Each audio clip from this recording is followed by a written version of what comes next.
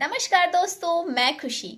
मैं भी एक एस्पिरेंट हूँ, तो मैंने सोचा कि मैं कैसे चुप हो सकती हूँ जब हमारे भारत में इतना बड़ा प्रोटेस्ट हो रहा है और हम सभी के लिए हो रहा है। तो हर युवा क्यों चुप रहे?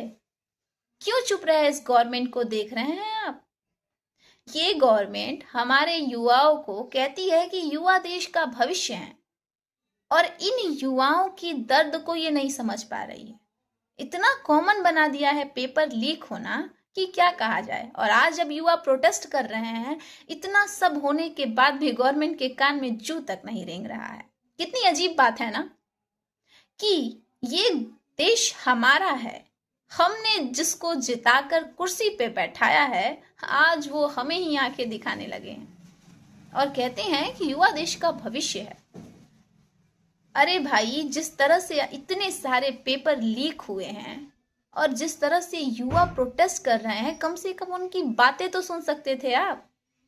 लेकिन आपने तो लाठी चार्ज, टीयर गैस के गोले तक फेंकवाना शुरू कर दिए। और जिस तरह से, जितनी बेरहमी से ये पुलिस वाले मार रहे हैं युवाओं को, क्यों आपके बच्चे नहीं हैं?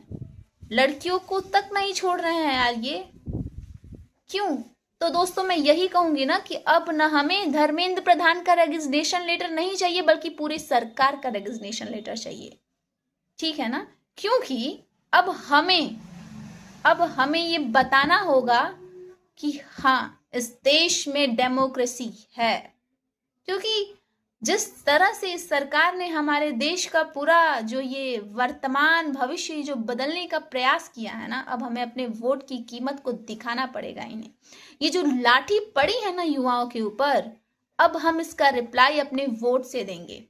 तो याद रखिए, अब हमें धर्मेंद्र प्रधान नहीं, बल्कि पूरी सरकार का हम रेजिग्नेशन लेटर लेके रहेंगे। तो प्लीज, ये जितने भी पुलिसकर्मी है ना, जो युवाओं पे इस तरह से डंडे का बरसात कर रहे हैं, ये मुझे पता है, ठीक है, आपको ये आपकी ड्यूटी है। लेकिन ये जो गवर्नमेंट जो आपको ये बोल रही है ना, जो ऑर्डर दे रही है किस तरह से पीटो, ये देखने नहीं आ रही है कि आप कितनी जोर से मार रहे हैं। उसमें आपके भी बच्चे हो सकते हैं जिनका पेपर लीक हुआ होगा। लेकिन आप प्लीज ऐसा मत करिए, क्योंकि आप भी उसी देश के नागरिक हैं जिस देश के नागरिक हम हैं।